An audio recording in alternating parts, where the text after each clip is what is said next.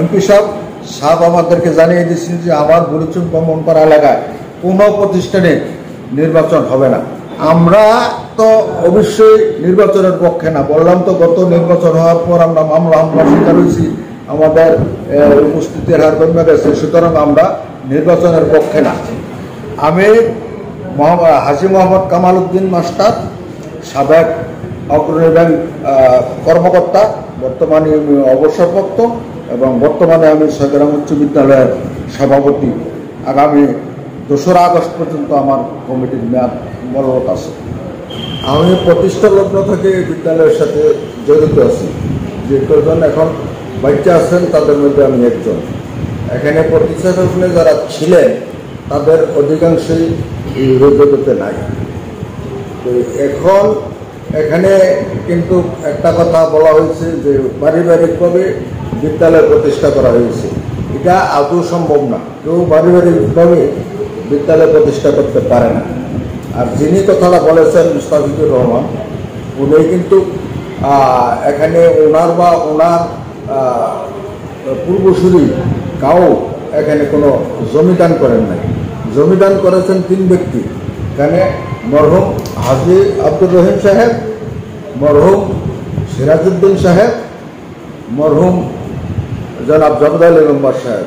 আমি তাদেরকে শ্রদ্ধা করে স্মরণ করছি, কারণ তারা যদি এখানে জায়গা না দিতেন তাহলে আজকে আমরা এখানে আইসা বসতে পারতাম।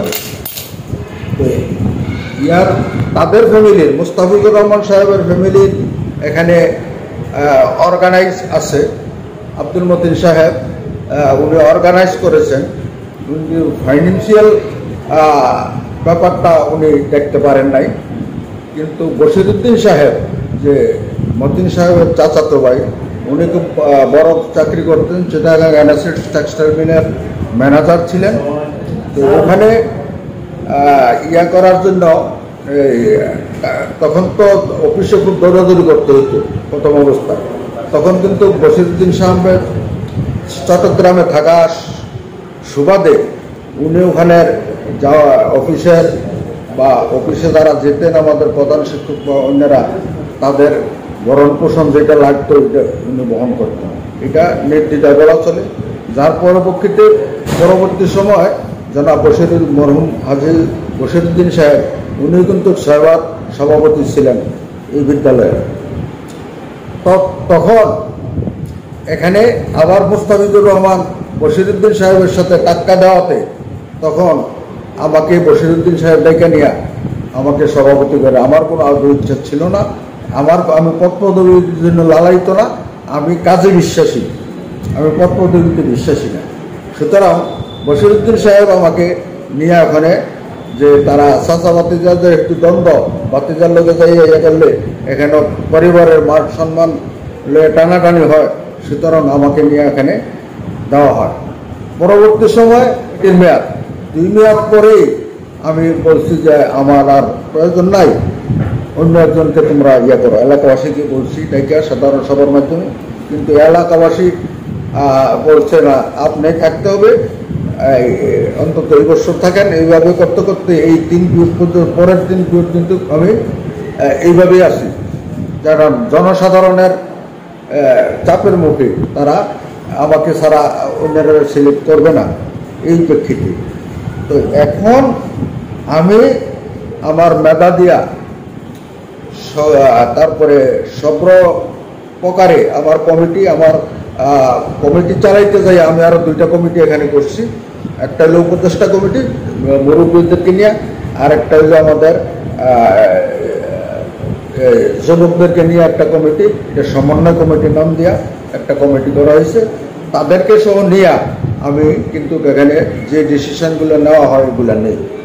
এই উপদেষ্টা কমিটি, সমন্বয় কমিটি নিয়েও আমরা মিটিং করে বিভিন্ন তাদের পরামর্শ নিয়েও বিভিন্ন পদক্ষেপ আমরা গ্রহণ করেছি। তো এই জন্য এখানে আর গত 2 বছর আমরা মামলা হামলারও এখানে হওয়ার পরে, নির্বাচন হওয়ার পরে সদস্যদের, অভিভাবক সদস্যদের নির্বাচন কিন্তু গত বছর সিলেক্ট করার পরও তারা মুস্তাফিজুর রহমানের নেতৃত্বে আবার নির্বাচন করছে। এই নির্বাচনের সময় থেকে স্কুল হামলার শিকার হয়েছে। 5টা মামলা বিদ্যালয়ের বিরুদ্ধে করা হয়েছে, এর মধ্যে 3টা মামলা হয়ে স্কুলের পক্ষে আসছে, আর 2টা এখনো চলমান আছে। একটা হলো দেওয়ানি মামলা, আরেকটা হলো এখানে ওই গাছ কাটার মামলা। এটা 2টা মামলা এখন চলমান আছে, আর 3টা মামলা নিষ্পত্তি হয়ে গেছে। এখানে তো হেডমাস্টার সাহেব এই 2 বছর অধিকাংশ সময়ে এখানে আইন আদালত নিয়ে ব্যস্ত থাকতেছি। তার ফাঁকেও যখন আসছে তখন আবার আমরা কীভাবে শিক্ষার মান উন্নয়ন করা যায় সেই নিয়ে আলোচনা করে দফায় দফায় আমরা অভিভাবক সমাবেশ করেছি, এলাকার এলাইট পার্সনের নিয়ে কথা বলেছি। কিন্তু ওই করোনা পরবর্তী সময়ের যে এফেক্টটা, এটা এখনো আমরা সত্যি কথা বলতে কাটিয়ে করতে পারি নাই, যার জন্য এখানে আমাদের ছেলেরা কিছুটা শৃঙ্খলা পরিপন্থী হয়ে গেছে। এরপরও আমরা পার্সেন্টেজের দিক দিয়ে বরিশাল উপজেলায় 3য় অবস্থানে আছি। আপনারা কি নির্বাচনের পক্ষে নাকি না সিলেকশনে যাওয়ার সম্ভাবনা রয়েছে? আমরা তো অবশ্যই নির্বাচনের পক্ষে না, বললাম তো গত নির্বাচন হওয়ার পর আমরা হামলার শিকার হয়েছি, আমাদের উপস্থিতির হার কমে গেছে। সুতরাং আমরা নির্বাচনের পক্ষে না। এই জন্যই আমরা গত 1 তারিখে 1 জুন তারিখে আমরা সাধারণ সভা ডেকেছিলাম। আমাদের এই জুডিশিয়াল যেটা আছে আমাদের স্কুলের, এখানে প্রত্যেক অভিভাবকরা ডাকানো হয়েছে। এলাইট পার্সন দ্বারা তাদেরকে পার্সোনালিভাবে চিঠি দিয়ে আমরা এখানে ডাকাইছি, তারা হাজির হয়েছে। হাজির হওয়ার পরে আমরা সাধারণ সভা এখানে বাইরের কাজে জুরিডিকশনের বাইরে শুধু আমাদের সম্মানিত চেয়ারম্যান মহোদয় ছিলেন, ওনার সভাপতিত্বেই আমরা এখানে সভা করি। এবং আমি 3 বার দাঁড়াইয়া বলছি, যদি গতবারের মতো নির্বাচনে যেতে হয় তাহলে আমরা অবশ্যই সিলেকশনে যাব না, কারো নাম ঘোষণা করিয়া তারপরে এখানে হেওয়া করতে আমরা চাই না। সুতরাং আপনারা যদি এখানে নির্বাচনে যেতে চান তাহলে এখানে আপনারা নির্দ্বিধায় বলতে পারেন। তো এখানে জামতলার আব্দুল কুদ্দুস নামে এক ব্যক্তি বলছিল, কিন্তু জামতলার তারা তাকে থামাইয়া দিছে। মিরপুরের থেকে নজরুল ইসলাম নামে এক ব্যক্তি বলছিল, কিন্তু তারাও মিরপুরের তারা নিয়ে এখানে আলোচনা করে যারা আছে, তখন মিরপুর থেকে সামদানির নাম প্রস্তাব করা হয়েছে, গোলাম সামদানি। এটা নজরুল নিজে এখানে নাকি প্রস্তাব করছে যে সে গেলে আমি যাব না। আবার সামদানিও বলছে নাকি, আমি কিন্তু এইটাতে ছিলাম না, বাইরে যে 6টা জুনে তারা পাঠানো হয়েছে, ওখানে আমি এক গ্রামের লোক হওয়া সত্ত্বেও, যেহেতু আমি সভাপতি, আমি এখানে আসি নাই। এখানে আমার গ্রামের যে লোকেরা ছিল সবাই সম্মিলিতভাবে এখানে একমত হইয়া যাইয়া এখানে গোলাম সামদানির নাম ঘোষণা করছে। ঠিক সেইভাবে ঘোষণা করার আগেও আবার চেয়ারম্যান সাহেব বলছে কারো কোনো আপত্তি থাকলে বলতে পারেন, তখন কিন্তু কেউ আপত্তি করে নাই। যার জন্য এখানে জামতলা থেকে একজন, মিরপুর থেকে একজন, ধর্মনগর থেকে একজন, কালিশনগর থেকে একজন, হরিপুর থেকে একজন, এবং ওই পাল্টি রাজাপুর গোদাইতলি এবং উত্তর কোতালিয়া গদানগর মিল্লা ওখানে ছাত্রছাত্রীর সংখ্যা কম, এটা মিলিয়া একজন দেওয়া হয়েছে দাতা সদস্য। তো সুতরাং আমরা তো নির্বাচনের পক্ষে না, নির্বাচনের পক্ষে থাকলে তো আর আমরা এখানে সাধারণ সভার আয়োজন করে আমরা এই সদস্যরা নাম ঘোষণা করতাম না। সর্বসম্মতিভাবে নাম ঘোষণা করা হয়েছে, আমরা কোনো সময় নির্বাচনের পক্ষে না। দিন পরে এখানে তারা একটা গ্রুপ সাইজা মুস্তাফিজুর রহমানের নেতৃত্বে তারা প্রথম শুধু দেখা গেছে যে আব্দুল কুদ্দুস তার সাথে আছে, আর কেউ নাই। এরপরে কিভাবে তারা জড়ো করছে কইরা, তারা লাস্ট মোমেন্টে আইসা দেখা যায় যে তারা এই 5 জনের একটা গ্রুপ সৃষ্টি কইরা, এখানে তার ভাইও একজন আছে, তার ভাইয়ের দিছে, আবার তার মিরপুর গ্রাম থেকে 2 জনের নাম ঘোষণা করছে, যে একটা নজরুল ইসলাম আর একজন হইল জিয়াউর রহমান। এটা তো তারা আর অন্য গ্রামগুলোর থেকে তারা পায় নাই লোক, যার জন্য মিরপুর থেকে 2 জন দিতে হয়েছে। আর লাস্ট পর্যন্ত তার গ্রামে কোনো লোক না পাওয়াতে তার ভাইকে এখানে করা হয়েছে। কারণ তো সভাপতির নির্বাচনের নিয়ম হইল যে এখানে যে 5 জন অভিভাবক সদস্য আর 3 জন টিআর সদস্য, 1 জন দাতা সদস্য, এই মিল্লা 9 জন হয়। আর প্রধান শিক্ষক সাহেব এখানে থাকেন। প্রধান শিক্ষক সাহেব অবশ্য এখানে তার মতামত প্রথম ব্যক্ত করেন না। তো এইটার ভিত্তিতে এখানে শিক্ষা অফিসার, প্রিসাইডিং অফিসার উনি উপস্থিত থাকেন, থাইকা এখানে জিজ্ঞাসা করেন যে এখানে কার নাম। এখানে কোনো কেউ প্রার্থী হিসেবে নিশ্চিত ঘোষণা করতে পারে না। এখানে যারা অভিভাবক এবং দাতা সদস্য, টিআর সদস্য হবেন, তাদের মধ্যে অভিভাবক সদস্যের মধ্যে হইতে এবং দাতা সদস্যের মধ্যে হইতে একজনের নাম যদি প্রস্তাব করা হয়, আরেকজনের যদি এখানে সমর্থন করা হয়, তাহলে একজন প্রার্থী শিক্ষা অফিসার পাইলেন। তখন উনি জিজ্ঞাসা করেন আর কেউ কোনো প্রস্তাব আছে কিনা। যদি প্রস্তাব থাকে আরেকজনও বলতে পারে, প্রস্তাবকারী সমর্থনকারী যদি হয় আবার, তাহলে 2 জন যদি হয়, তখন শিক্ষা অফিসার তার এখানে হয়তো এখানে তার সংখ্যাধিক্য আছে এটা যাচাই যেভাবে উনি করতে চান ওইভাবে উনি করেন। কইরা যেটা সংখ্যাধিক্য হয় এটার নাম ঘোষণা করে দিয়ে উনি একটা রেজুলেশন করে। এখানে এই নির্বাচনের রাজনীতির প্রভাব বিস্তার করতেছে কিনা? এখানে তো রাজনৈতিক প্রভাবমুক্ত যদি বলতে হয় আমাকে, যে রাজনৈতিক প্রভাবমুক্ত কোনো সময় কোনো প্রতিষ্ঠান ম্যানেজিং কমিটি গঠন করার সময় প্রভাবমুক্ত থাকতে পারে না।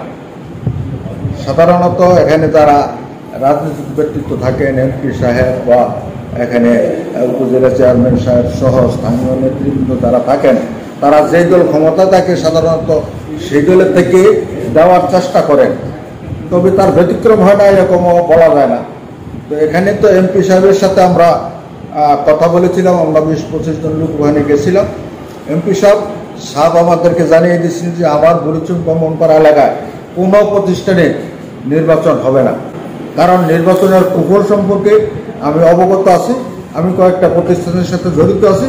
সুতরাং নির্বাচনে যাতে না যায় আমার অন্তত এলাকার, আমি তো সারা বাংলাদেশটা পারবো না, আমার এলাকার যাতে নির্বাচন মুক্তভাবে আমরা সবাইকে নিয়ে কমিটি করতে পারি সেই ব্যবস্থা আমি করব। এটা প্রধান শিক্ষক আমাদের সামনে ছিলেন। যদি আমরা যখন 1 তারিখের উনি কিন্তু আমাদের সাথে 2 ঘন্টা কথা বলছেন, এত সময় কোনো ইয়াতে নাই, যার জন্য ওনাকে আমি আমার পক্ষ থেকে এবং বিদ্যালয়ের পক্ষ থেকে, এলাকার পক্ষ থেকে মাননীয় সংসদ সদস্য জনাব এম এ জাহের সাহেবকে ধন্যবাদ জানাচ্ছি। তো উনি প্রধান শিক্ষক সাহেবকে বলে দিয়েছিলেন যে যেটা আপনারা সাধারণ সভায় ঘোষণা করা হয়েছে, এটা যেভাবে আপনারা বলছেন আমার কাছে সেভাবে যদি হয়ে থাকে তো এটা ওয়েল অ্যান্ড গুড, এটা যাতে কার্যকরী করা যায় সেই ব্যবস্থা আমি নেব, এটা আমাদেরকে আশ্বস্ত করেছিলেন। যে কিন্তু পরবর্তী সময় এখানে ইউনো যেহেতু প্রশাসনিক ক্ষমতা ওনার আছে, উনি তো আর ইয়ার কথা বলতে পারেন না, সিলেকশনের কথা বলতে পারেন না, উনি তো আইন মোতাবেকের কথা বলবেন। তো ইউনো সাহেব বলছে যে এখানে সিলেকশনের তো কোনো বিধান নাই, বিধানে যেহেতু ইলেকশনের ব্যাপার আছে, তো হেডমাস্টার বলছে আপনি নমিনেশন বিক্রি করেন। হেডমাস্টার বলছে ঠিক আছে, যে আসবে তাকে দেওয়া হবে। যদি নির্বাচন হয়, নির্বাচন যদি হয় এখানে বিশৃঙ্খলার সৃষ্টি হওয়ার সম্ভাবনা আছে কিনা? হ্যাঁ, এখন যে পরিবেশ দেখা যায় যে বাইরের কিছু লোকও যারা আমরা এই বিদ্যালয়ের আওতাধীন, তার বাইরেরও কিছু লোক এখানে আইসা আমাদের এই যে কিছু সংখ্যক লোককে এখানে, আমি বলবো বেশি না, 5-7 জন লোককে তারা ভুল বুঝাইতেছে। কিন্তু তারা তো আমাদের বিদ্যালয়ের মঙ্গল চায় না, যেহেতু তারা বিদ্যালয়ের আওতাধীন নয়। তাই তারার কথায় আমাদের কিছু সংখ্যক লোক বিভ্রান্ত হইয়া যে নির্বাচনের দিকে যাচ্ছে, আমার মনে হয় এটা তাদের ভুল ভাঙা উচিত। তারা আবার মূল ধরায় যদি ফিরে আসে তাহলে আমি সবচেয়ে খুশি হব। আমি চাই না এখানে নির্বাচনের মধ্যে হাঙ্গামা সৃষ্টি হোক, তবে নির্বাচনে গেলে এখানে হাঙ্গামা হওয়ার যথেষ্ট সম্ভাবনা আমি অনুভব করি। যারা প্রার্থী যে অনেকে অনেকভাবে সমালোচনা করছে বা অনেকভাবে যুক্তি দেখাচ্ছে, তাদের বিরুদ্ধে কিছু বা তাদেরকে নিয়ে কিছু বলার আছে কিনা আপনার? না, তারে নিয়ে এখন যারারে সাধারণ সভার মাধ্যমে সিলেক্ট করা হয়েছে তারা তো সম্পূর্ণ নতুন, তাদের একজনও কিন্তু এখন বর্তমান কমিটিতে নাই। আর আমিও ওখানে ডিক্লেয়ার দিছি যে আমার এখানে কোনো কিছু থাকবে না। আমি তো আগে বলছি যাব না, আর এখন তো প্রসপেক্টার বা ম্যানুয়াল অনুযায়ী আমি তো আর থাকতেই পারি না, কারণ দুইবারের বেশি একাধারে থাকার কোনো বিধান নাই। তো সুতরাং আমি এখানে থাকার কোনো প্রশ্নই আসে না। আর যারা সিলেক্ট করা হয়েছে তারা কিন্তু সম্পূর্ণ নতুন, পাঁচজনই নতুন, বর্তমান কমিটিতে তারা কোনো নাই। কোনো সিন্ডিকেট সৃষ্টি হয়েছে কিনা নির্বাচনকে ঘিরে? না, এরকম সৃষ্টি করার চেষ্টা চলতেছে, তবে যতই দিন যায় ততই এটা প্রকাশ পাবে। আসলে সিন্ডিকেট তো বললামই, বাইরের কিছু লোক যখন এখানে জড়িত হয়ে যায় তখন তো সিন্ডিকেট হওয়ার সম্ভাবনা অবশ্যই আছে। জি, মাত্র সাহেব আপনার পরিচয়টা দেন একটু।